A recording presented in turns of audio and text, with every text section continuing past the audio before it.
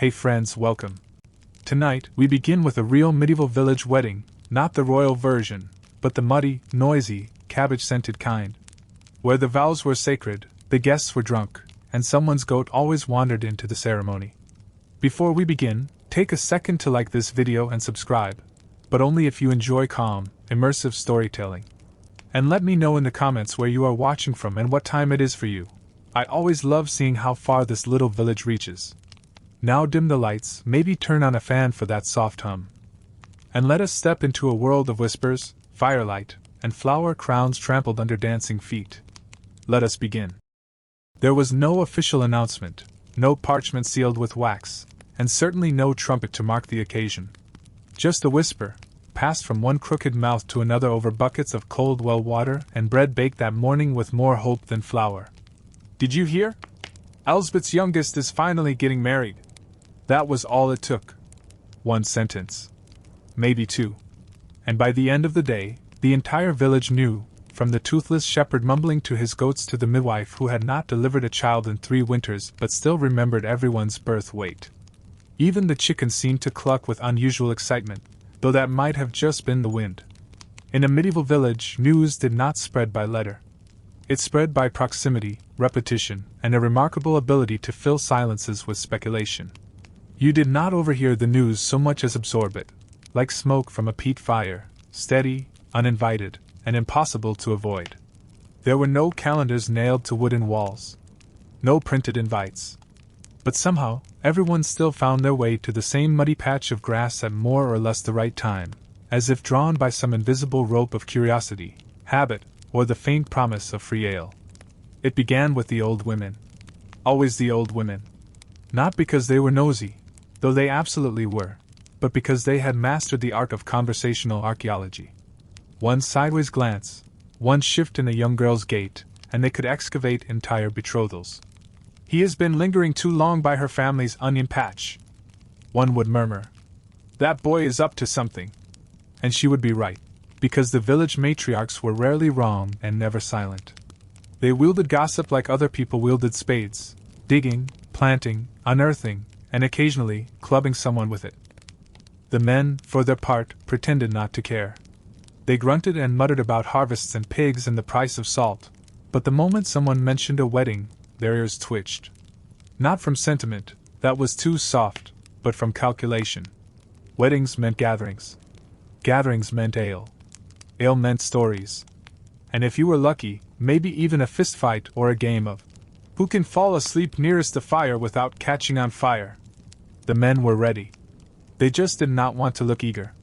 Children, of course, caught the news in their own way. They were not told, but they knew. Maybe from the way their parents started muttering more, or how their older siblings brushed their hair for the first time in weeks. Something was happening, and it probably involved cake. Or mud. Or both. So they ran faster, shouted louder, and practiced tumbling into haystacks for no reason at all, just in case it became relevant. Even the animals noticed. The village dog, a scruffy mutt with 3 good legs and no known name, began hovering closer to the baker's door. The pigs wallowed near the meeting tree with a suspicious amount of interest. Livestock may not have understood the sanctity of vows, but they understood leftovers, and weddings, if nothing else, were good for scraps. But the most fascinating part of the whisper chain was not the gossip. It was the build-up. Once the rumor took hold, people began watching each other. Who smiled at whom, who offered to help with firewood, who lingered at the well after dark. A cough from the miller's daughter became a mystery. Was she ill? Nervous? Pregnant? All equally possible, and all equally likely to be discussed before sunrise. Suspicion was a form of affection in the village.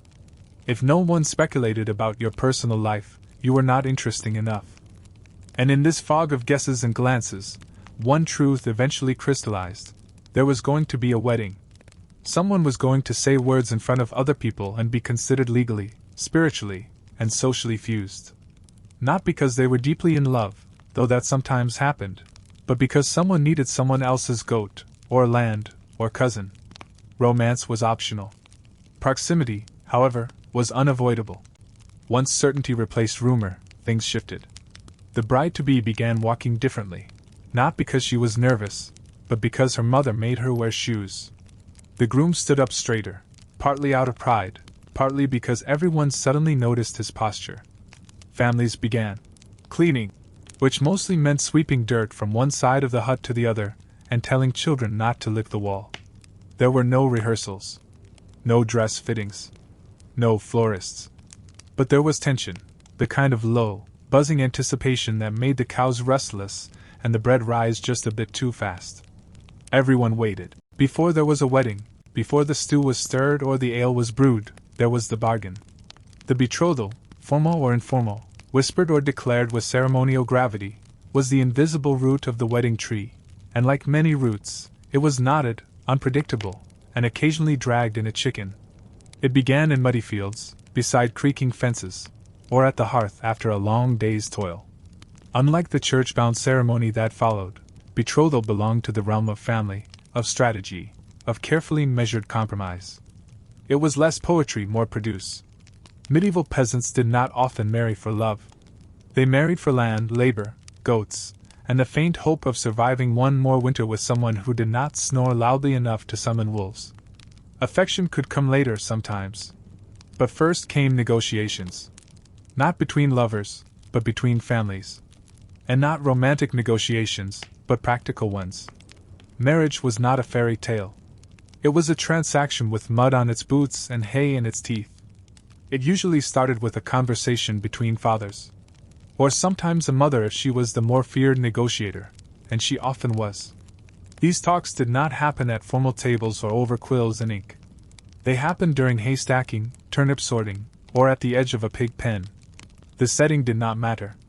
What mattered was what could be offered. Your boy has a strong back. My daughter has a patch of decent soil and a cow that mostly behaves. Shall we talk? These were not flattering exchanges. No one swooned. But they were honest, measured, and rich in subtext. Dowries were the cornerstone of the betrothal bargain. Not just money, which was rare and hoarded like dragon gold, but goods. Livestock, tools, wool, cheese, ale, blankets, and promises. A good dowry did not mean wealth, it meant readiness. It showed that a family could part with something valuable, that they were willing to support the new household being born. And if you were lucky, the dowry included something fancy, like a pot without cracks or a goose that was not actively cursed. Families that offered well in turn secured their social footing. A generous dowry could erase a weak roof or a history of bad barley. But the dowry was only one side. There was also the bride price, a term that sounds harsher than it was. This was the groom's family's contribution, a kind of acknowledgement that a daughter was not simply given away like a spare turnip. She was labor, future children, social standing, and often the only literate person in the household. The bride price might be a sack of grain, a pair of boots, or an agreement to help thatch a roof next spring. Symbolic, but powerful. It showed commitment and capability. And it was a subtle way of saying, "We know her worth, and we will honor it." The betrothal bargain was not sealed with rings. It was sealed with handshakes, nods, spit, or whatever symbol the village accepted. In some places, hands were joined over bread. In others, the groom handed over a small coin, not for its value, but for its ritual meaning. In many villages, simply declaring intentions in front of witnesses was enough. "He will take her," the father might say, "if the gods and the cows agree." Sometimes, the priest was invited to bless the arrangement, though often he arrived late or not at all, especially if he was also the only blacksmith. Young people often had little say, though not none. A girl could protest, especially if the proposed groom had poor hygiene or an unpleasant reputation. And while parents could push, the church increasingly required consent. That did not always mean heartfelt agreement. Sometimes it meant a long silence followed by a reluctant nod and a glance that said, "Fine, but I am naming our first child after a better option." Occasionally, the bride-to-be would escape to a relative's cottage to delay things. Sometimes that worked. Sometimes she returned to find the goat had already been gifted in her name. Secret betrothals did happen. Two young lovers might swear themselves to each other under a tree, witnessed only by the moon and a sheep with trust issues. These unions, while frowned upon, were hard to undo if spoken aloud and heard by others. Words had weight. In a world without many written contracts, your voice was your bond. And if you told someone you were theirs, that declaration echoed like a bell in a valley. These secret promises were often the stuff of village lore, later sung as tragic ballads or told as cautionary tales. Sometimes a betrothal was more dramatic. If a boy lacked goods or family standing, he might offer service instead. A year of labor. Help with harvest. A pig raised from birth to wedding day. And if the girl's parents were unsure, the suitor could offer the ultimate pledge, to build a hut. A roof, for walls, a hearth. Proof that he could house her, warm her, and keep the goats mostly outside. In some rare cases, the hut was built first and remained empty until the wedding. Villagers would nod solemnly each time they passed it, noting that readiness, even without love, was a virtue.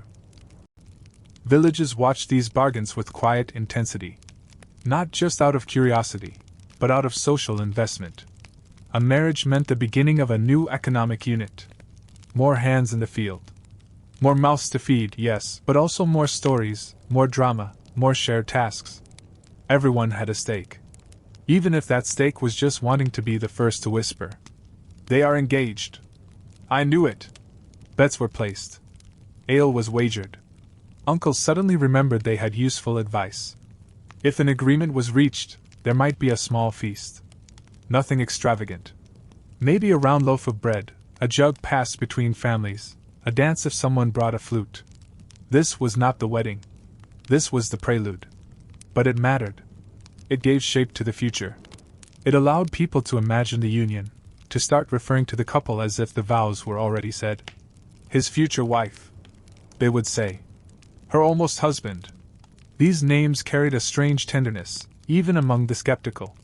Children noticed. Boys would nudge each other and grin. Girls would whisper and pretend not to be excited. Betrothal made things real. The boy you threw rocks at last year was now the boy you would share a roof with. The girl who once stomped on your flower crown might be your wife. It was strange. It was thrilling. It was terrifying. They watched the adults with wide eyes, trying to understand the gravity of bread shared between families. And so the betrothal bargain became its own kind of folklore. It was told and retold. Years later, the story of who offered what and how many chickens changed hands would be exaggerated and embroidered. He promised her 10 goats. It was 3, and 1 was blind. Truth mattered less than memory. The couple would grow old under the shadow of that bargain. And every anniversary, someone would raise a mug and toast. To the goose who sealed the deal! And the goose, if still alive, would honk in reluctant agreement. There were missteps, of course. Promises broken. Families who reneged. Sometimes the dowry never arrived. Sometimes the groom vanished with someone else's pig. These betrayals were rare but memorable. They left emotional craters, reshaped alliances, and inspired at least one angry song that was still hummed 2 villages over. To be jilted was a social wound. To jilt, a daring act that carried consequences. This was the beginning. Not the ceremony. Not the feast. But the choosing. The planning. The quiet contracts that tied one family to another. And like all things in the village, it was messy, heartfelt, practical, and a little bit magical. Because behind every muddy handshake, every muttered promise, every gift of slightly lopsided cheese, was the start of something brave, the decision to bind 2 lives together, and hope for the best. Hope that the pig would behave. That the cow would milk. That the winters would not be too cruel. And above all, that the bargain, once made, would hold fast against the wind, the rain, and the judgmental looks of every neighbor who had something to say. In the medieval village, no one ever received a written invitation to a wedding.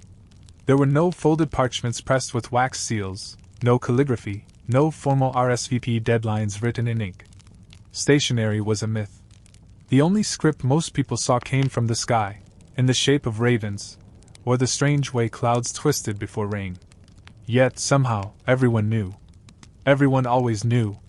The moment a betrothal was settled, bread broken, hands shaken, a goat vaguely promised, the social machinery of the village clicked into place. Word spread with startling efficiency, not through intention, but through nature. A muttered comment while drawing water at the well. A teasing remark shared at the mill. an offhand joke flung across a field. Each utterance added momentum, and soon, the entire community operated with a shared understanding: there was going to be a wedding.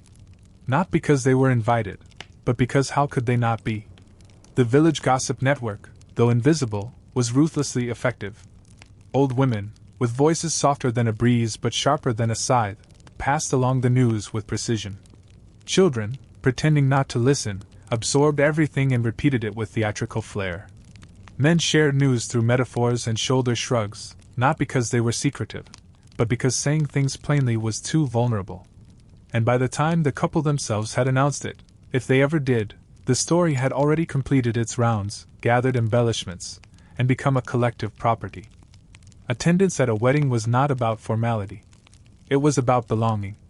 If you lived within shouting distance of the village tree, if you had once shared a stew pot with the bride's uncle, or helped the groom haul hay during last year's thunderstorm, you were expected to come. Not expected like a duty, expected like a law of nature. The village flowed towards celebration the way water finds a slope. Refusal to show up was a kind of statement, and not a polite one. There were no guest lists. No seat assignments. No worries about dietary restrictions or plus ones. The idea that someone needed permission to witness a union between two people who had grown up beside their hedgerows was laughable. The ceremony was communal, not curated. Everyone who heard about the wedding was, in essence, invited. And anyone who did not hear about it likely lived under a rock. Even then, someone probably scratched a message into the rock. Yet, even without a formal system, there was a strange order to the chaos. The baker knew she was expected to bring bread. The brewer prepared his best barrels, whether or not anyone specifically asked. The cobbler might throw together a pair of mismatched but passable shoes for the bride. And neighbors appeared with wrapped bundles, half-stitched cloth, a painted ladle, a wheel of cheese that had been aging since the last wedding. No one was assigned a role, yet everyone had one. News even traveled to nearby villages, depending on the family's connections or the intensity of the gossip. A cousin from a mile downriver might arrive unannounced, bearing a questionable meat pie and an even more questionable friend. No one turned them away. Weddings were porous by design. It did not matter where you came from, so long as you came hungry and brought a story. Sometimes, guests arrived not knowing who exactly was getting married. They had heard there was a gathering, and that was enough. These wanderers lingered at the edges, nodding politely, laughing too loudly, and helping themselves to turnips with the confidence of family. And truly, in a way, they were family. Weddings dissolved the sharp lines between kin and neighbor, stranger and friend. Everyone blurred into one joyful, chaotic mass. If you asked a medieval villager who invited them to the wedding, they might blink in confusion. "It is a wedding," they would say, as if that explained everything. And it did. The act of marriage, of public union, pulled people together in a way no parchment ever could. No invite could match the lure of roasted onions, the promise of fresh bread, or the possibility of dancing terribly but without judgment. Children were the best informants. They ran from door to door, breathless with updates. "The groom has shaved. They are hanging wildflowers near the well." Their excitement was a fuel source, propelling preparations forward. Some were sent ahead to claim spots. Others scouted for which house had started stewing meat, hoping to steal a taste. They did not need formal roles. Mischief was their invitation. Animals, too, became accidental guests. Dogs slinked through the crowd, drawn by the smell of salted fat. Chickens wandered too close and became part of the decorations. A goat, belonging to no one and everyone, always found its way into the festivities. No one stopped them. A village wedding was not a place for fences. Of course, not every guest was welcome in spirit. There were those whose arrival elicited tight-lipped smiles and knowing glances. The cousin who drank too much and flirted with everyone. The widow who recited long tales of her own wedding, which happened 40 years ago, involved 3 goats, and ended with a thunderstorm. Still, they were part of the patchwork. A wedding without a few awkward guests was like bread without salt, passable, but missing flavor. Some villagers dressed up for the occasion. Not in new clothes, no one had new clothes, but in their least mended, least dusty versions. A child might wear a flower crown made from wilted dandelions. A woman might find a ribbon that had not been chewed by mice. The point was not fashion. It was effort. It was showing up with dignity, however humble. In the days leading up to the ceremony, the paths around the village were trampled into wider roads. You could tell something was about to happen simply by the earth itself. Foot traffic etched intention into soil. Fires burned longer into the evening. Laughter erupted more frequently. Someone tuned a fiddle out of earshot. The village became a single lung, inhaling the promise of celebration. No parchment could contain that. No wax seal could replicate the pull of shared memory and mutual curiosity. The medieval wedding was not a private affair. It was a social tide, pulling everyone in, swirling them through joy and awkward hugs and off-key singing. So yes, there were no invitations. But everyone was invited. And if you happened to pass through the village on that day, wearing your traveling cloak and looking vaguely hungry, someone would likely press a mug into your hand, point toward the laughter, and say, "Come! There is a wedding. You might as well dance." In the medieval world, fashion did not operate on trends or seasons. It operated on availability, climate, superstition, and whether or not the goat had chewed through your last clean sleeve. So when a wedding was announced, not with invitations but with general buzz and an uptick in communal sweeping, the question was not, "What will I wear?" It was, "Is there anything not currently in use as a rag, curtain, or goat bandage?" There were no tailors on standby, no fashion consultants, no frantic trips to market for matching accessories. A peasant wedding wardrobe was a balancing act between hope and compromise.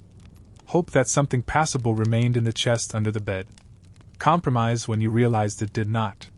For most villagers, their best clothes were also there. Only clothes, just temporarily less filthy. Wedding preparation often involved more scrubbing than sewing.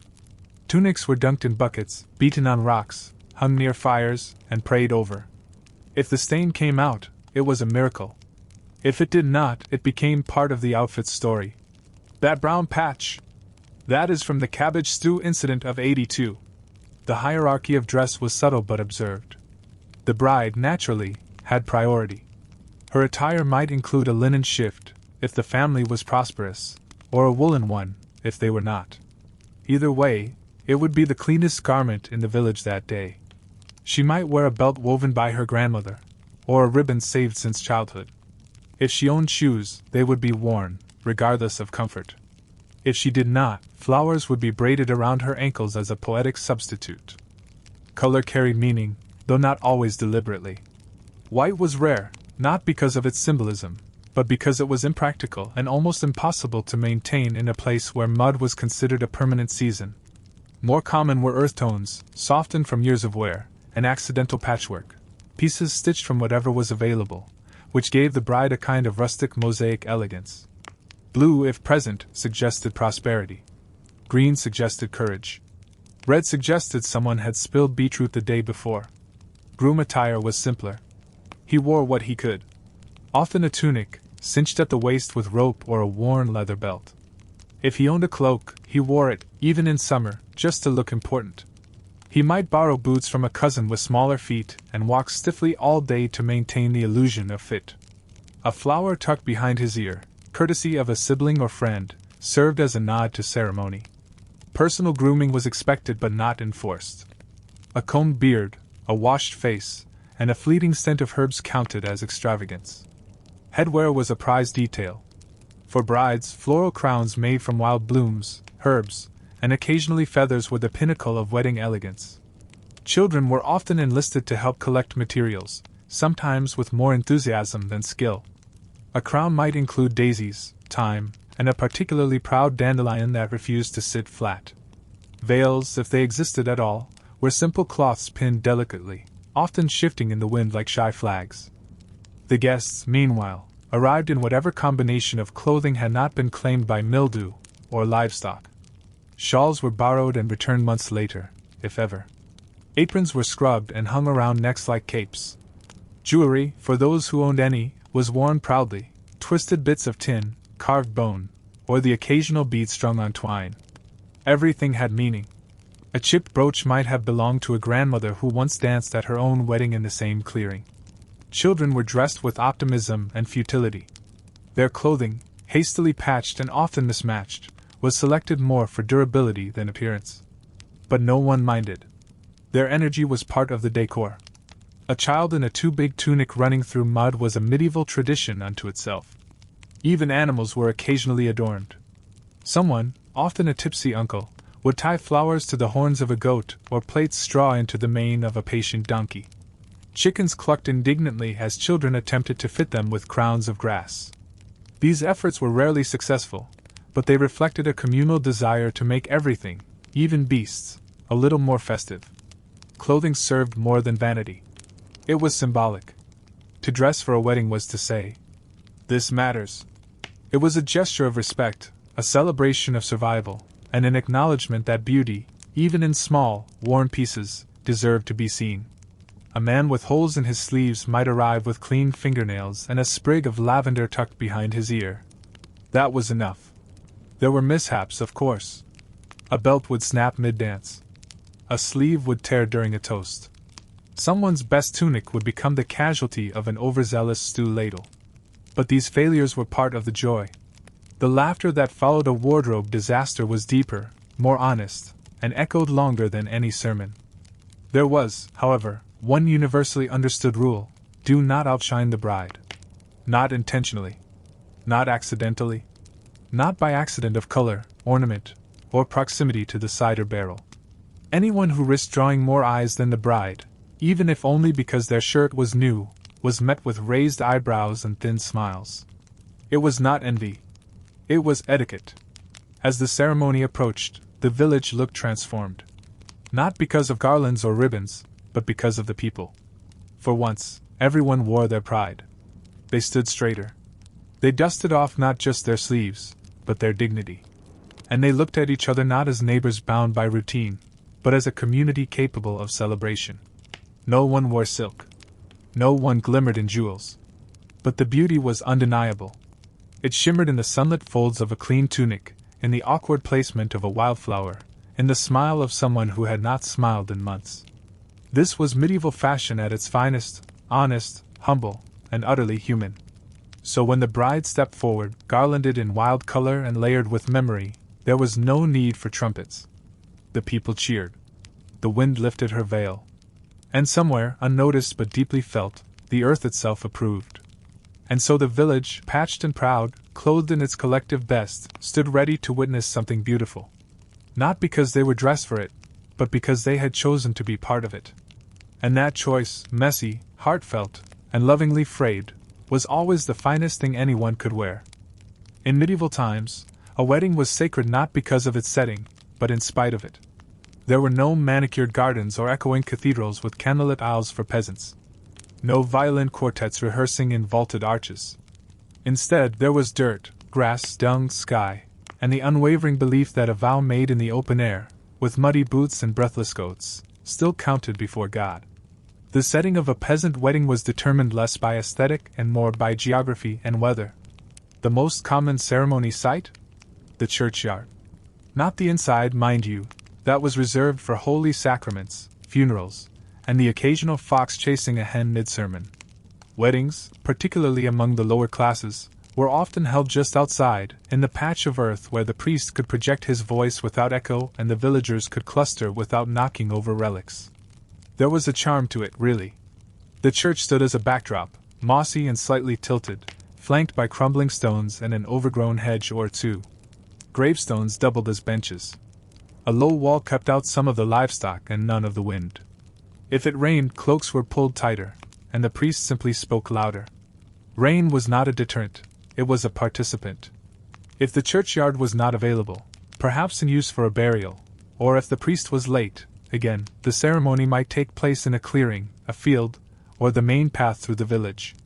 Any space where a crowd could gather without immediately trampling cabbages. The altar might be a tree stump, a cart turned sideways, or a flat rock deemed holy enough. It was not about grandeur. It was about gathering. Cows were not uncommon guests. Neither were chickens, goats, or the occasional confused pig. Animals were not decor, they were neighbors. They grazed nearby, observed with great interest, and sometimes objected loudly at the wrong moment. If the couple vowed eternal love just as a donkey let loose a celebratory bray, well, it simply made the memory more vivid. Paths were lined with nothing but expectation. Some families laid fresh straw for the bride to walk on, a symbolic gesture of care and cleanliness. Others threw herbs into the air, rosemary for remembrance, sage for wisdom, lavender for not smelling like turnip stew. Children scattered petals, real or imagined, while older villagers muttered blessings under their breath. The crowd formed its own boundaries. There were no ropes, no signs, no ushers. People stood where they could see and hear. Elders edged toward the front for better view and the illusion of importance. The young lingered in the back, giggling, elbowing, watching everything with exaggerated disinterest. Strangers drifted in and were absorbed like rain into soil. The priest, if present, arrived with a hurried gait and an expression that suggested he had been milking a cow until 5 minutes ago. He would pull forth a book, dog-eared, damp, possibly missing entire chapters, and clear his throat with ceremony. No microphone. Just lung power and the judgment of the heavens. He recited the words from memory or improvised with holy confidence. The villagers did not mind. As long as he mentioned God and did not sneeze directly onto the chalice, the ritual was sound. Some ceremonies were staggeringly brief. A few muttered prayers, a pair of "I do" equivalents, and a sign of the cross, all done before the dog finished scratching itself. Others took longer, particularly if the priest enjoyed the spotlight, or if the families had conflicting ideas about what counted as a completed vow. There were disagreements mid-ceremony. That was normal. The ceremony paused, people argued quietly or loudly, and then it resumed, slightly reshuffled and no less blessed. Sometimes couples spoke their own vows. Not flowery speeches, but simple declarations. "I take you to share my roof, my meals, and my winters." These statements were honest and often moving. There were no metaphors. Just truth, spoken plainly in the presence of neighbors, livestock, and eternity. Distractions were expected. A child might wail.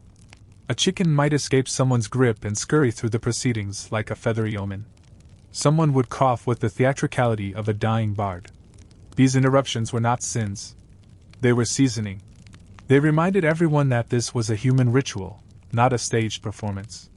The couple stood, hand in hand, on the same earth they had tilled, stumbled on, danced across during harvest. There was power in that. They did not need a palace or choir to make their union real.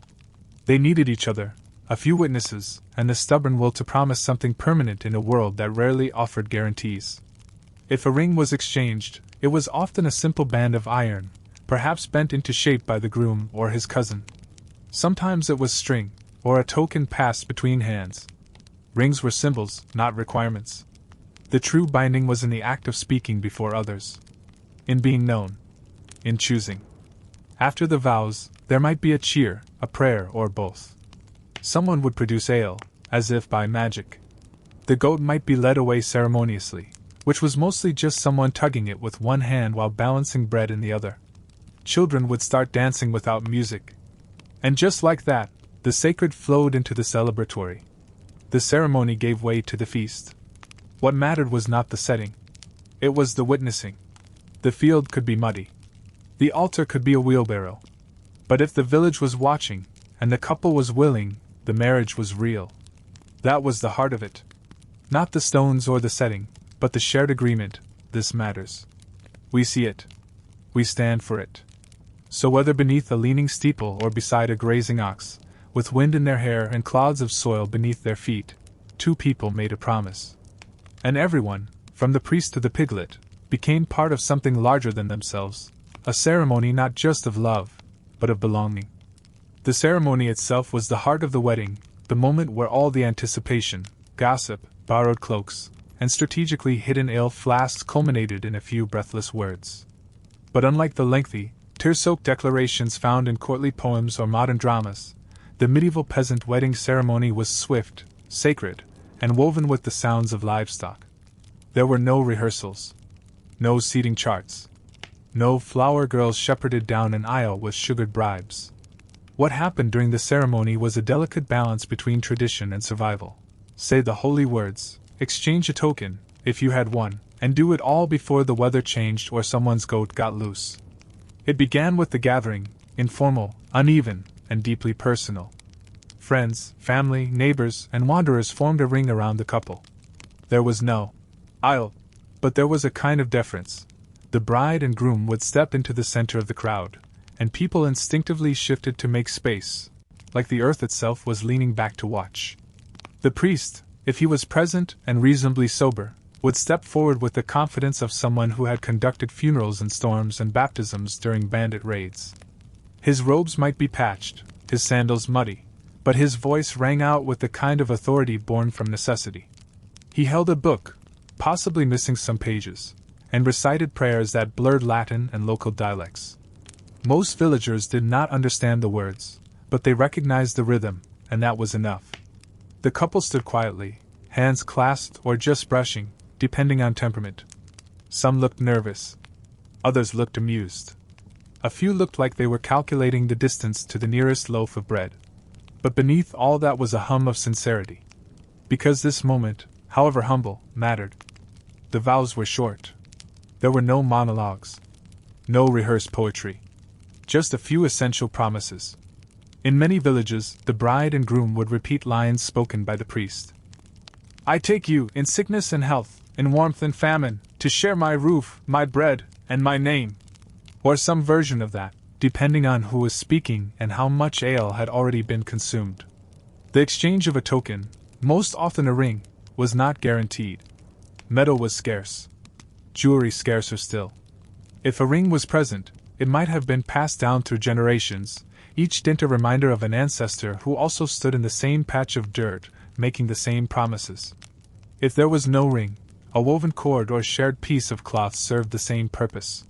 Sometimes, a coin was pressed from one hand to another, or a kiss was shared in silence. That kiss was not mandatory, but when it happened, it carried the weight of ceremony. The priest would speak a blessing, invoking saints, seasons, and soil. He might wave a hand, draw a cross in the air, or place a palm on each forehead. If the weather was merciful, he took his time. If thunder loomed, he accelerated with admirable speed. Either way, the union was declared. You are bound, he would say. Before this village and before God. And then came the interruptions. Someone would sneeze. A goat would bleat.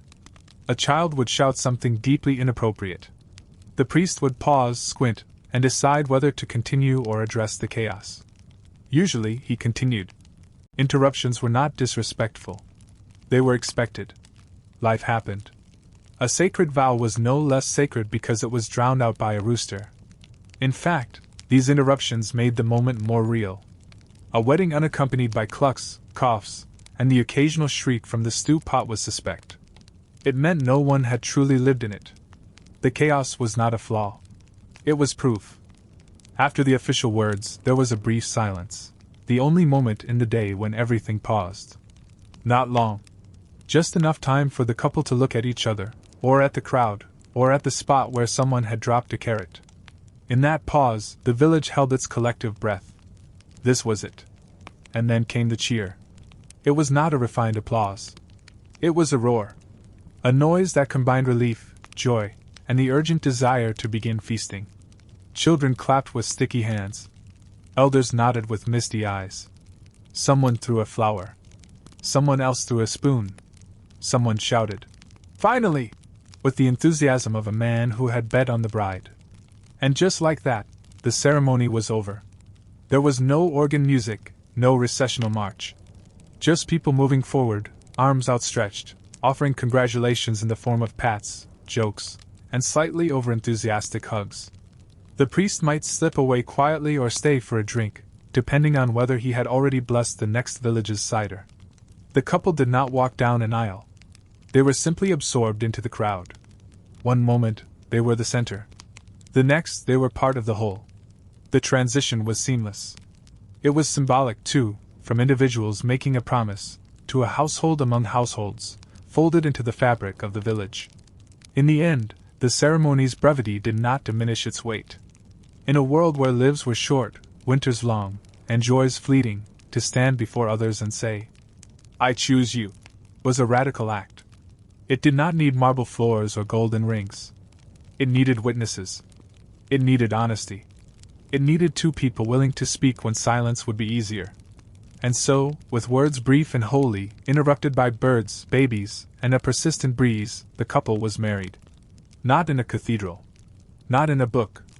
But in the eyes of the village, in the gaze of the livestock, and in the endless turning of the seasons around them. That was enough. That was everything. The moment the final blessing hung in the air, just after the priest muttered his last sacred words and just before someone's pig tripped over the ceremonial jug, the ceremony ended and something entirely different began. The wedding was not over. It had only shed its holy skin and slipped into something more chaotic. The couple, only seconds into their marriage, were immediately engulfed. Villagers swarmed them like bees on a cider barrel. There were cheers, claps, whistles, and an astonishing number of backslaps. Some offered congratulations with sincerity, others with the boisterous energy of people who had been waiting all morning for this moment to descend into revelry. The newlyweds barely had time to exchange a glance before they were pulled in 10 different directions. The bride was kissed on both cheeks by women she did not recognize and given gifts she could not carry. Herbs, bread ends, tokens of goodwill, and in one case, a chicken who had already laid an egg mid-ceremony. The groom was offered a flask, a firm handshake, and a deeply emotional story from a man who claimed to have known his grandfather's goat. Children took this shift in tone as a signal to erupt. They ran through the crowd screaming with glee, chasing dogs and each other. Someone started a game that involved a stick, 3 potatoes, and absolutely no rules. Within moments, 2 small children were covered in mud and shouting triumphantly about having won the wedding. Meanwhile, the crowd ballooned. People arrived late and acted as if they had not missed anything. Strangers blended in. An old woman began retelling the vows in her own version, complete with dramatic reenactments and incorrect names. It did not matter. The details were already bending under the weight of celebration. Ale began to flow. Not gracefully. Not in moderation. Buckets were passed, jugs tilted, cups spilled and refilled with the rhythm of people who had waited too long to celebrate something. Anything. A wedding was joy sanctioned by ritual. It gave people permission to forget their aches, their debts, their grievances with the butcher. Soon, someone produced a fiddle. No one knew where it had come from. Fiddles were like that. They emerged from cloaks or shadows or inherited chaos. The player tuned it briefly, then launched into a tune that had no name and possibly no end. Feet began to stomp, not in unison but in solidarity. It was less a dance and more a collective thrashing to the rhythm of happiness. The bride and groom were lifted briefly by the crowd, not high, just enough to rattle them. It was a tradition in some villages, to elevate the couple above ground, if only for a breath, to symbolize their transformation. Then, just as quickly, they were set down and handed cups, slices of something vaguely edible, and told to eat quickly before the pigs got in again. Goats wandered freely through the throng, some adorned with garlands, others nibbling them. One goat, decorated with a ribbon and a suspicious gleam in its eye, became the unofficial emblem of the celebration. Children tried to ride it. Adults cheered them on until one fell off and declared the goat cursed, which only made it more popular. Food appeared as if summoned by joy. Baskets of bread, pots of stew, roasted root vegetables, wheels of cheese too hard to slice but easy to throw. Plates were optional. Fingers did the work. Napkins did not exist, so sleeves and aprons bore the evidence. Someone roasted something that might have once been a duck, or possibly a large pigeon. No one asked? Everyone ate. Stories flowed just as freely. Tales of other weddings, of love found in haylofts and fights started over bread.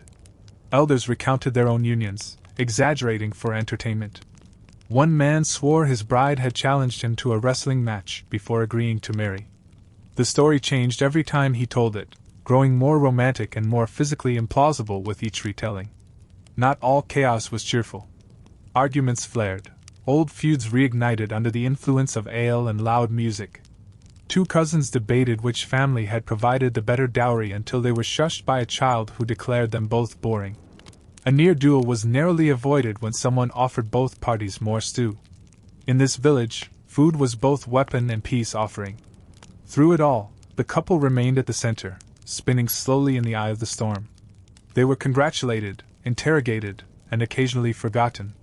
Sometimes they found each other's hands. Other times they stood 10 feet apart, both being fed different types of pie by different relatives. And somehow, in all the frenzy, they shared a look, that quiet, astonished gaze that said, "We did it! This is ours!" Night crept in unnoticed. Torches were lit. Fires crackled. The dancing grew wilder, the laughter louder. The goats were herded, reluctantly, toward the edge of the gathering, though one remained, now wearing a child's bonnet. Songs shifted from joyous to nostalgic. Someone sang a ballad about lost love that ended with a snort of laughter and an out-of-tune chorus. And just before the stars fully claimed the sky, the noise softened. People drifted into groups. The stewpots emptied. Children fell asleep where they stood. The bride sat beside the groom, their shoulders touching, their faces streaked with sweat and soot and joy. They were no longer two people about to marry. They were a unit, a story, a new branch of the sprawling, messy tree that was their village. In the calm that followed the roar, the couple leaned into each other. No speeches were given. No fireworks were lit. But in that moment, with the wind carrying the last notes of a fiddle and a goat snoring softly nearby, everything felt perfectly, gloriously whole. The vows had been spoken. The people had witnessed. The chaos had claimed its part. And now, the wedding had truly begun. If the ceremony was the soul of a medieval wedding, the feast was its body, earthy, loud, overstuffed, and slightly singed.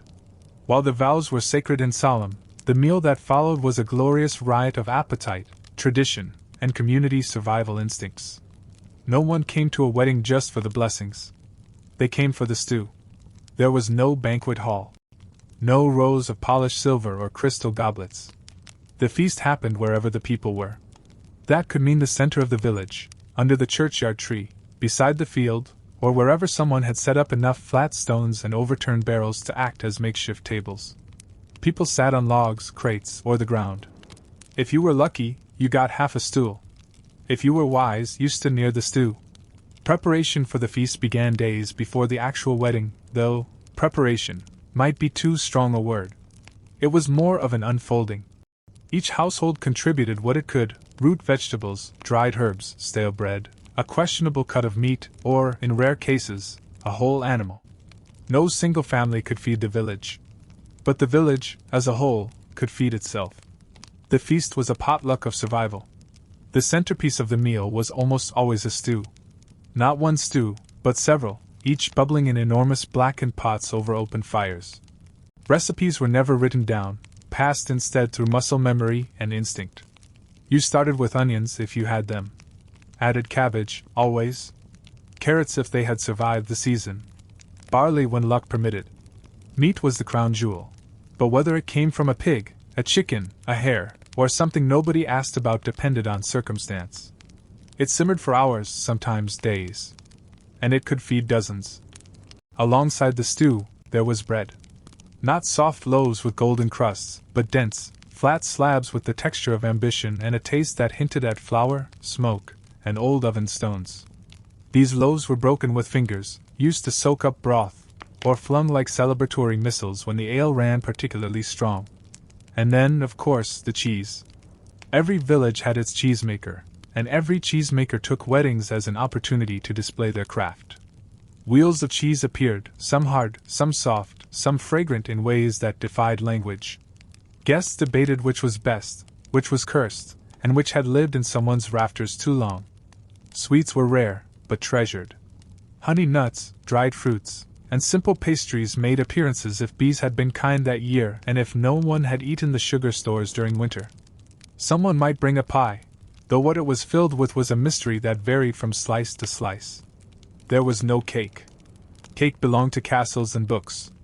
The village had stewed apples and the occasional roasted beets sweetened with syrup. Ale was the glue. Brewed in barrels and stored in dark corners of cool huts, it flowed freely during weddings. Not because it was in abundance, but because it was joy's companion. Cups were shared, refilled, and sometimes lost to goats. Cider joined the ale if the apples had cooperated. Water was also served, begrudgingly, to children and those recovering from last night's pre-wedding drinking. People ate with their hands. Knives were used, but rarely needed. Food was shared by proximity. Whoever was sitting nearest the pot became an honorary server. Napkins did not exist. Fingers were wiped on cloaks, sleeves, or the grass. Plates were wooden, if used at all. Often, food was passed in hollowed-out bread or cradled in leaves. One clever woman once carved bowls from turnips. She was revered. As the eating began, so too did the storytelling. Stories and food had always walked hand in hand. The feast was a theater of memory. Elders told tales of past weddings, of old feasts where the stew had burned or the ale had fermented too well. Children exaggerated their own brief lives, claiming heroic cabbage-washing escapades. Travelers told of distant lands where people dined on fish from the sea or bread as soft as clouds. Most did not believe them. Everyone listened anyway. Singing emerged without prompt. Someone started a verse, off-key, half-remembered, and others joined, their voices rising and falling like the flames licking at the stew pots. The songs were about love, loss, chickens, and heroic deeds both real and imagined. Some songs were only sung at weddings, reserved for these exact moments of shared fullness and slurred joy. There were rituals, too. Superstitions woven into the meal like herbs in the broth. A bone placed beside the door for luck. A spoon passed from bride to groom and back again. A toast made with the first ladleful, offered to the oldest guest present. Each act meant something, though what exactly varied by who you asked? Meaning was less about certainty and more about repetition. Arguments surfaced, as they always did when bellies were full and ale was flowing. Someone would accuse someone else of hoarding carrots. A man would insist he had been promised a larger portion of meat because he once lent the groom a bucket. These spats flared and faded like sparks. They were part of the show. Rarely serious. Often solved with more stew. The bride and groom were pulled in every direction. Fed by eager hands. Toasted by strangers.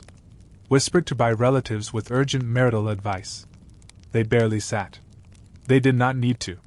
Their feast was not about eating, but about being feasted, welcomed, celebrated, consumed by affection and attention until they were full not of food, but of belonging. As the sky darkened and the pots emptied, the village leaned back with the satisfaction of a job well done. Plates were licked clean or tossed to the dogs. Children slept under benches. Elders leaned on each other, murmuring that this was a good wedding, one to remember, one to compare all future weddings against. There had been no cake. But there had been bread, stew, ale, song, and a goat who tried to steal the cheese. And really, that was more than enough. In a medieval wedding, gifts were less about sentiment and more about survival. There were no registries, no coordinated themes, no whispered worries about duplicate toasters. What you brought to a wedding was based not on convenience, but on need, the couple's need to start a life, and your need to not show up empty-handed in front of your neighbors. The first rule of wedding gifting: make it useful. Romance was saved for songs and sidelong glances, but the gifts themselves had to earn their keep. A woven basket, a bundle of kindling, a clay jug that no longer leaked, these were offerings that spoke volumes. May your water stay inside your vessel, was the peasant equivalent of, may your love last forever. Most gifts came wrapped in nothing at all. Presentation mattered little. An armful of firewood, a slightly bruised apple, or a fat root vegetable was handed over bare, with a nod. If you wrapped something, it was probably in a bit of cloth you expected to get back. It was understood. A gift was a transaction of goodwill, not performance. Many gifts were edible. Dried herbs tied with twine, a round of hard cheese, a string of onions, or, if one truly aimed to impress, a pie. Not a pie in a box, but one carried gingerly in a shawl, still warm from a smoky hearth, filled with mysterious goodness. Guests would lean in and sniff, trying to identify ingredients. Is that plum? Or pigeon? Both. The giver might beam. Animals were high-value presents. A chicken was generous. A goose extravagant. A goat, while occasionally inconvenient, was a declaration of esteem. But animals came with conditions, mostly implied. If you gave a hen, you were expected to pretend not to notice if its first egg came back your way. And if you gifted a rooster, you had to accept that someone would curse you every morning at dawn for the foreseeable future. Tools were common gifts, too. Not gleaming new ones, few had those, but trusted, worn ones. A well-loved hoe. a wooden spoon polished by generations of soup, a hammer with a personality and a splintered handle. These gifts were not flashy, but they mattered. A couple could face a rough winter with less fear if they had the right blade, the right pot, the right kindling pile. Textiles were a favorite among the older women. Scarves, aprons, patched blankets, even a length of rough-spun wool that could someday become something useful. These gifts bore the scent of smoke and lavender, stitched with care, or at least urgency. A quilt, if it appeared, was met with reverent silence, both because of its rarity and because no one wanted to admit they had once used it as a curtain. Less tangible gifts were also exchanged. Promises to help with the harvest. Offers to mend thatch in spring. Agreements to trade bread for eggs for the next 6 months. These were not written contracts, but they were remembered. A wedding was not only a bond between two people, but a quiet web of mutual obligation spun across the village. Occasionally, a gift was clearly regifted. A strangely shaped ladle. A ceramic jug with initials carved by a hand long since gone. No one said anything. Regifting was not frowned upon. It was tradition. Objects carried stories, and passing them on was a form of folklore. You were not just giving a thing. You were giving a tale, a lineage, a laugh. There were jokes, too. Someone might bring a gift that was clearly a prank, a log with a smile painted on it, a boot filled with cabbage, a sheep with a note. She listens better than most wives. These were delivered with a wink and a hearty laugh. The couple was expected to laugh too, and usually did, because to be roasted by the village meant you were loved. Sometimes the couple gave gifts as well, symbolic tokens to guests, especially elders or midwives who had played roles in their lives. A shared loaf. A carved bead. A small blessing muttered into someone's palm. These gifts reversed the current, a way of saying, "We may be starting fresh, but we have not forgotten who helped us get here." Children brought what they could. A painted rock. A feather they were convinced was magical. A drawing scratched into bark. These were received with the same seriousness as a gifted hen. The bride would smile. The groom would nod solemnly. And the child would float away, proud beyond measure. Not all gifts lasted. Some were eaten by dogs before the end of the feast. Some were broken in the merriment. One famously gifted goat escaped mid-dance and was not seen for 3 days. But that was not the point. Gifts were not about permanence. They were about gesture, about taking part, contributing to the patchwork that would become the couple's new life. As the evening wore on and guests prepared to stumble home, the gifts lay in a humble pile: jugs and spoons, herbs and twine, a cabbage shaped like a heart, a blanket still warm from the giver's arms. The couple would look at them later, perhaps with confusion, perhaps with awe, and begin sorting what was useful from what was simply odd. But they would keep it all. Because in that pile of mismatched offerings, in the goat with the tilted head, the cracked bowl, the note written in ash on a scrap of bark, lived the village's way of saying, without a single flower or card, "We are with you." And in a world stitched together by hands, not machines, and warmed by fire, not wires, that kind of gift was worth more than gold. Every medieval wedding had its own flavor, shaped not just by the food or the vows, but by the cast of characters that assembled to witness, bless, interrupt, and embellish the occasion. These were not guests in the modern sense. They were villagers, kinfolk, tagalongs, and livestock owners, each arriving with a backstory, a purpose, and an opinion. If the feast was the body and the vows were the heart, then the people were the spirit. And what a spirited bunch they were. First, there was the loud uncle. Every village had one. Often shirtless by dusk, always holding something fermented, and speaking in a voice that carried across valleys. He had opinions on everything: the bride's dress, the groom's handshake, the quality of the cheese. His stories were endless, most of them suspect. "Did I ever tell you about the time I outran a storm to propose to a woman who turned out to be a bishop's niece?" He would begin, again. Then came the whispering widows. They traveled in trios or quartets, like a murmuring flock of crows in shawls. They judged from the sidelines, one eye on the bride, one eye on each other. Their commentary was low but potent. "That tunic is the wrong shade of blue. Her mother wore green, much better. And did you see who brought pickled eggs? As if that is a wedding gift." There was always a storyteller. Not the priest, not the groom, but someone with a flair for drama and a belly full of poetry. He would retell the ceremony to latecomers as if it had been a royal affair, each goat more majestic, each sigh more poetic. Children gathered at his feet. Adults rolled their eyes but leaned in anyway. His words were windows. A gaggle of children swarmed every corner. Their laughter was like birdsong, chaotic but cheerful. One would inevitably steal a chicken feather and declare it a magic quill. Another would try to somersault near the stew fire. They wore crooked garlands and mismatched boots, their presence both delight and hazard. Somewhere near the middle of the celebration stood the silent giant, not necessarily tall, but stoic. A blacksmith, perhaps, or a widow's son. He did not say much, but when he lifted the barrel or caught the tumbling toddler, the village noticed. His strength was quiet, his purpose unsaid. He was the one you trusted to carry the stew or stop a fist fight. There was the flirt. Male or female, they fluttered between groups, laughing too loudly, offering ale and sly remarks. Their presence was a balm or a blight depending on the recipient. Their charm, while occasionally exhausting, reminded everyone that weddings were fertile ground for other promises, for glances that lingered and futures unspoken. At every table, a sleepy elder held court. Usually half asleep, entirely toothless, and prone to waking mid-snore to contribute a single sentence of staggering wisdom. "Love is bread with salt," one might mutter before nodding off again. No one argued. Elders spoke in riddles, and riddles ruled the heart. The couple themselves, even in the chaos, became characters. The groom, overwhelmed and smiling in fits, tried to make eye contact with everyone and spilled cider twice. The bride, radiant not because of her dress but because of her place, central, celebrated, seen, beamed and blushed and quietly held the universe together with glances and laughter. There was always an animal that seemed more involved than it should be.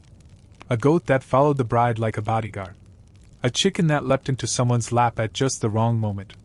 A dog that sat beside the storyteller, as if it understood every word. These creatures were not just tolerated, they were legends in the making. In the shadows of the festivities lingered the loners. The ones who did not quite belong, or who preferred watching to participating.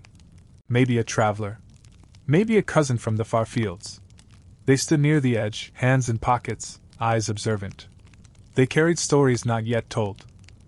They reminded the village that some tales take longer to join. The village fool made an appearance, of course. Not a professional jester, but someone who stumbled through joy with such clumsy enthusiasm that people could not help but laugh.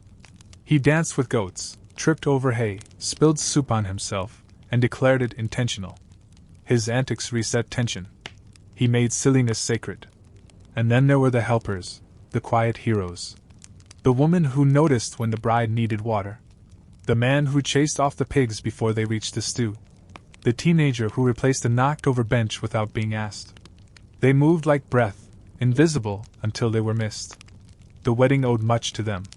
Every character, from the boastful to the bashful, added a thread to the wedding's tapestry. Without the widow's gossip, there would be no humor.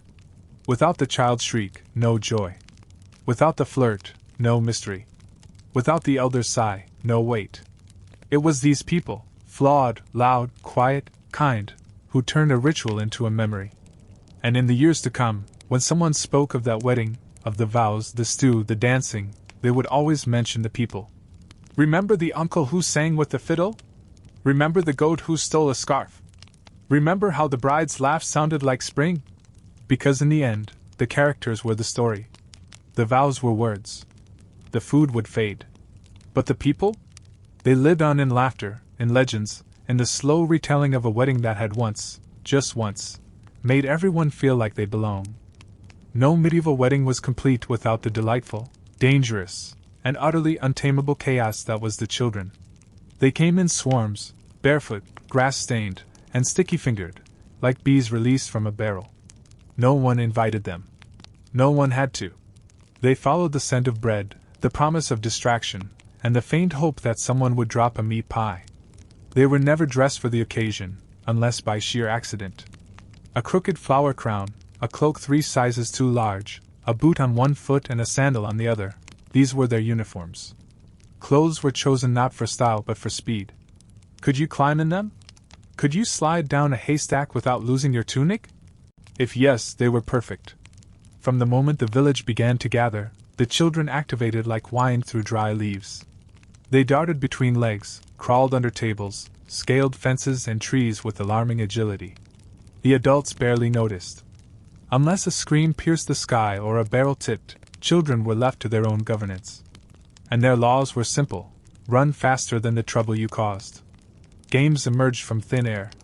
One moment, 3 boys were poking a beetle with a stick. The next, 12 children were locked in a high-stakes competition involving sticks, mud, and rules that changed every 10 seconds. A girl with twine in her hair declared herself queen of the straw pile. 2 boys fought over a worm and called it jousting. It was diplomacy at its wildest. The flower wars were inevitable. Armed with bundles of dandelions and fists full of petals, children staged battles as guests looked on with fond exasperation. No flower crown survived intact. No patch of grass remained untrampled. Someone always emerged crying. Someone always emerged covered in glory. Usually, it was the same person. Food was both battlefield and prize. Children had a sixth sense for when the bread would be cut, when the stew was unattended, when someone dropped a plum. They lingered near food like small wolves, waiting for weakness. A distracted adult was a buffet invitation. Crumbs were currency. One cunning child traded an onion ring for a bite of apple tart, then stole the onion ring back. Haystacks were the main attraction. At least one was commandeered as the unofficial kingdom of childhood. They climbed it. They jumped off it. They burrowed inside it like nesting animals. By the end of the evening, half the stack was flat and the other half contained 3 sleeping cousins and a cat. Injuries happened. Scraped knees. Splinters. A surprising number of mild head bumps. But none of them cried for long. Not because it did not hurt, but because there was too much still to do. Tears were wiped on sleeves, dirt was slapped over wounds, and off they went, heroes of their own muddy epics. The smaller ones followed the bigger ones in a kind of chaotic pilgrimage. Toddlers mimicked dances, tripped over their own feet, and laughed with open mouths full of bread. Babies were passed from lap to lap, kissed by everyone, ignored by no one. A wedding was one of the few times a mother could eat with 2 hands, provided she kept one eye on the goat. Occasionally, a child would interrupt something important. A vow. A blessing. A particularly heartfelt toast. No one minded. The interruptions were part of the rhythm. A high-pitched, "Look what I found!" followed by a worm waved like a victory flag might draw more applause than the groom's speech. That was just how it was. The children were not just background noise. They were integral. They brought motion, mischief, and a kind of joy that adults had long forgotten how to summon. Their play echoed the older world: mock weddings, pretend sword fights, stolen kisses behind bushes. They mimicked their future with reckless, glorious energy. Some of them would remember the wedding. Others would not. But they would remember the feeling, the freedom, the feast, the way the sky looked when you were lying in a field with a belly full of stolen cheese. Weddings were less about witnessing love, more about experiencing life. And the children lived it the loudest. When the night grew deep and the firelight softened, the children began to quiet. One by one, they curled into corners, into laps, into blankets laid near the fire. A boy fell asleep with a piece of bread in his mouth. A girl snored into a goat's flank. The haystack kingdom turned into a dormitory. Tiny feet dangled from benches. Tiny snores joined the music. No one called them home. Home was the wedding now. Home was the shared space, the laughter, the stew-stained hands. Parents retrieved them gently, wrapped them in cloaks, carried them across the moonlit field with hearts made heavier and lighter all at once. Childhood passed quickly in the medieval world. But nights like these slowed it down just enough. And in the years ahead, when these children became brides and grooms themselves, when they stood in the same field or churchyard, they would remember. Maybe not the details, but the wildness, the warmth, the feeling of belonging so complete it did not need to be explained. The children were feral, yes, but they were the future. And on wedding days, the village let them be wild, not in spite of love, but in honor of it. Music, in a medieval wedding, was not a luxury. It was a necessity, as vital as stew, as natural as laughter, and often just as off-key. It did not matter if there were trained musicians, rare, rehearsed performances, rarer, or even instruments that had not been partially chewed by goats, rarest of all. What mattered was sound, joyful, wild, pulsing sound, echoing off the hills and barns and tilted chapel stones. The music began in fragments. A whistle here. A rhythm beaten on a wooden bench there. Someone humming the start of a drinking song as they poured ale with dramatic flair. And then, as if pulled by invisible strings, instruments emerged from cloaks, satchels, and somewhere under the brewer's cart. The fiddle was king. Not a polished, tuned, or particularly reliable fiddle, but one whose strings still vibrated and whose player could stomp his foot in time. The fiddler always arrived late, with an apologetic shrug and eyes red from either smoke or spirits. He needed no warm-up. He would tune his strings with one ear to the crowd, then launch into a reel that sent dust flying and feet moving. Other instruments joined in, some real, some questionably invented. A hollow gourd that doubled as a drum. Spoons clicked together with surprising precision. A flute whittled from riverwood, held together with wax and hope. Even a comb wrapped in parchment could become a buzzing accompaniment. There were no rehearsals. Only rhythm. The music was never perfect. It wobbled. It faltered. It paused when someone sneezed too close to the flute. But no one cared. The joy was not in precision, it was in participation. A missed note was just another beat in the symphony of mayhem. Dancing followed music like thunder follows lightning. It erupted. It did not begin with a formal partner call or a nod from the host. It began when one person could not sit still anymore and another was brave enough to follow. Then 10 more joined. Then 20. And suddenly the village was moving like a single, mismatched body, limbs flying, boots thudding, skirts spinning. There were no steps. No names for the dances. Just circles, stomps, spins, and the occasional leap of questionable safety. Arms were grabbed, hands clapped, backs patted hard enough to knock the rhythm loose. Children spun until they fell. Elders swayed with dignity. Young lovers used it as an excuse to hold each other longer than was strictly polite. The bride danced first with her groom, then with her father, then with her best friend, then with the blacksmith who declared he was a better dancer than husband material. The groom danced until his knees gave out, then sang while others danced around him. It was a communal performance, a celebration of shared breath, shared blood, and the blessed ability to move. Mistakes were the best part. Someone always slipped. Someone always collided with a barrel. Someone lifted a partner too enthusiastically and ended up flat in the grass. Laughter followed every misstep. Mayhem was not a side effect, it was the goal. Songs rotated. Some were loud and bawdy, filled with innuendo and belly laughter. Others were haunting, minor-key ballads of love lost in battle or fields of flowers kissed by ghosts. The tempo rose and fell like a tide. When the music slowed, people caught their breath. When it soared again, they leapt up like resurrected saints. There were traditions, too. Dances that must be done, songs that must be sung.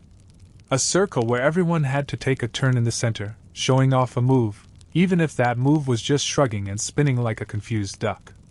The oldest man would be pulled in, groaning, then grin and outstomp the teenagers. The priest, if still present and upright, would be dragged into a dance that ended with spilled cider and communal applause. Even those who did not dance joined in. They clapped. They sang. They stomped their feet from benches. They cheered for every twirl, every tumble, every drunken dip. Music belonged to everyone. It was not a performance. It was possession. And amid the music and movement, moments crystallized. A child asleep in someone's lap, lulled by the drone of a flute. A mother twirling with her son, both laughing like they had just invented happiness. 2 elders swaying slowly in the shadow of the bonfire, their hands so used to holding each other that no rhythm was needed. Sometimes, the music stopped, not by design, but because a string broke, or a drum cracked, or the flute player sneezed into his instrument and had to go lie down. A hush would fall. Someone would cough. Then someone else would start to hum. And before long, it began again. The bonfire was the heart of the mayhem. It flickered, roared, warmed the fiddler fingers and dried the sleeves of dancers who had tumbled into puddles. Sparks flew up like notes into the sky. Around it, people danced until the soles of their feet went numb, and the edges of their vision turned soft with joy. And when, finally, the music slowed for good, when even the fiddler slumped and declared his strings cursed and his fingers blessed, the dancing stilled. People sat or collapsed or leaned against barrels. But no one left. Not yet. Not until the last note faded, the last cheer echoed, and the fire flickered low. Because music, like love, did not need to be perfect. It just needed to be shared. And in that field, on that night, with fiddles creaking and hearts pounding, the mayhem was music, and the music was home.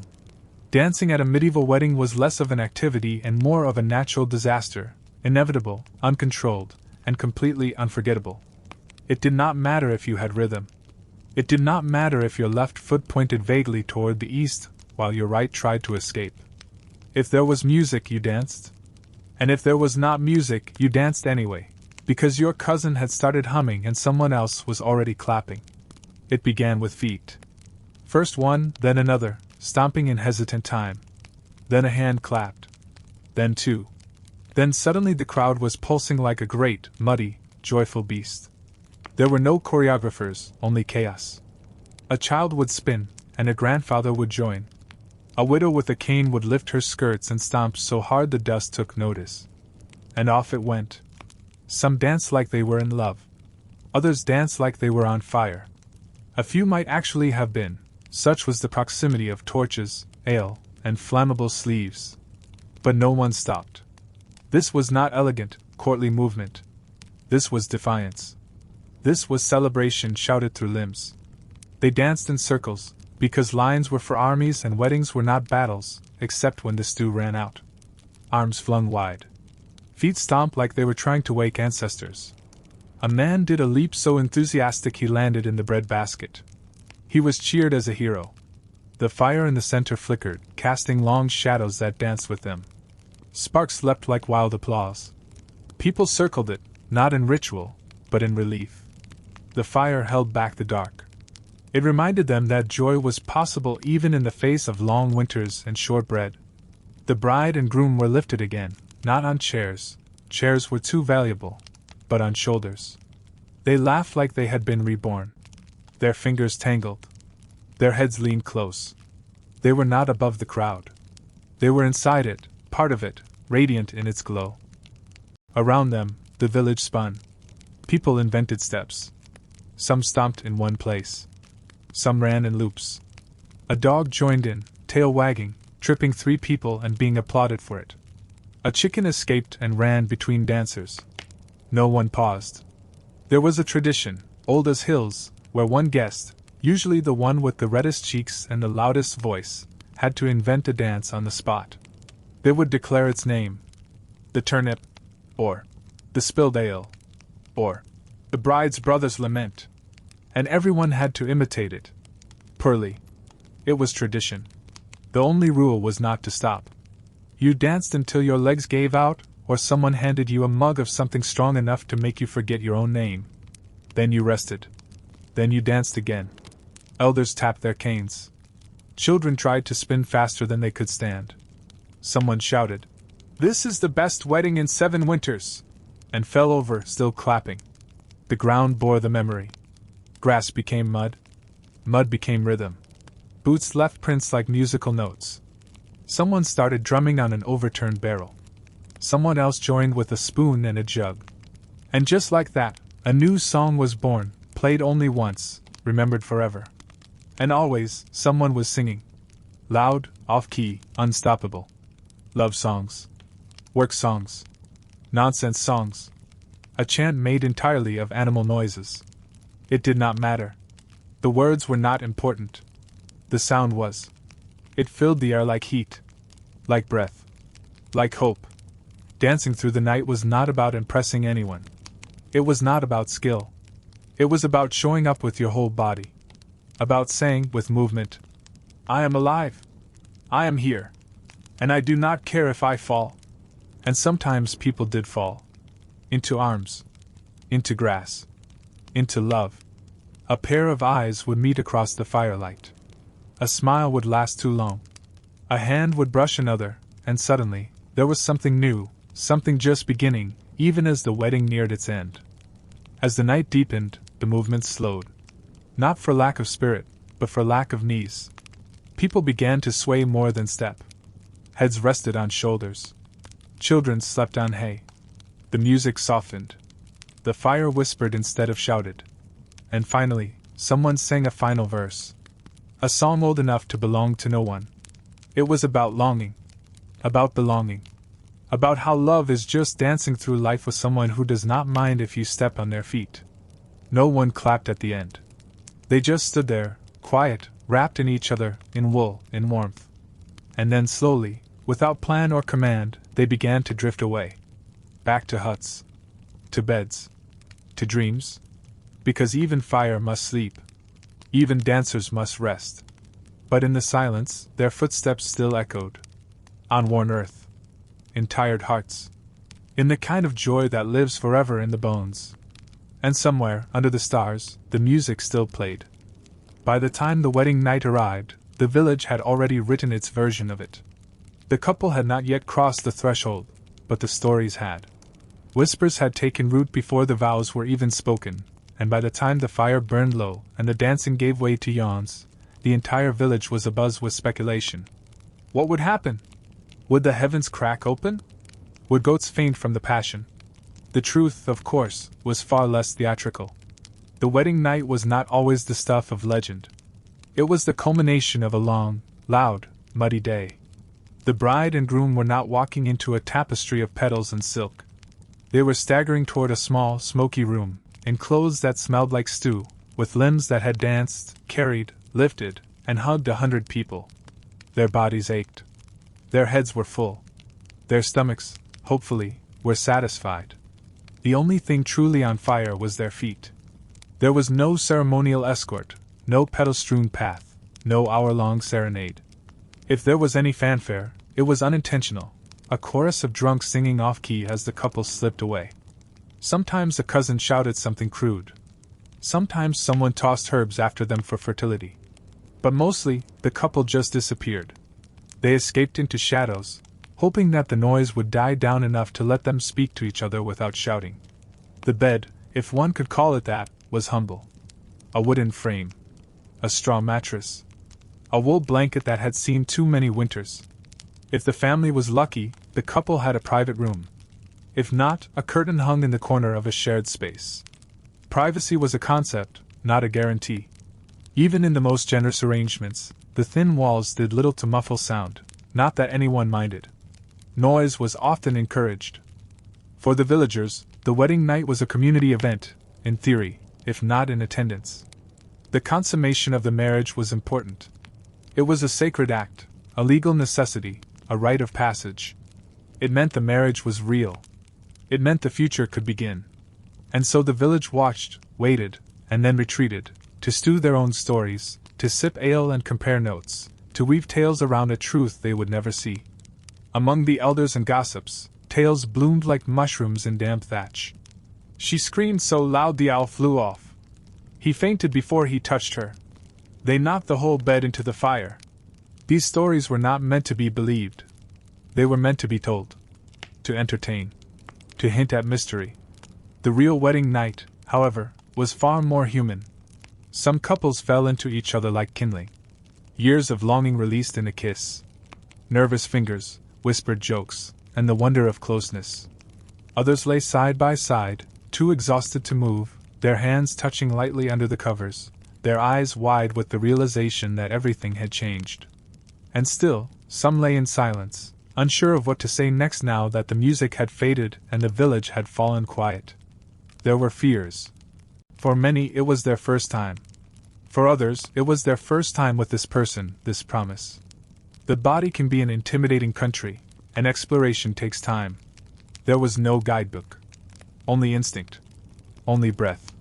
And the awkward, beautiful truth of two people learning each other. The straw mattress creaked. The blanket slipped. A dog barked outside. Somewhere, a neighbor coughed. Romance lived in the cracks, not the perfection. There was laughter, embarrassment, apologies, and surprises. There was joy, often small and trembling, like a flame protected by cupped hands. Not every wedding night was bliss. Some began with nerves and ended with sleep. Some were tender. Others were clumsy. A few were strained, shaped by the weight of expectation or old fears.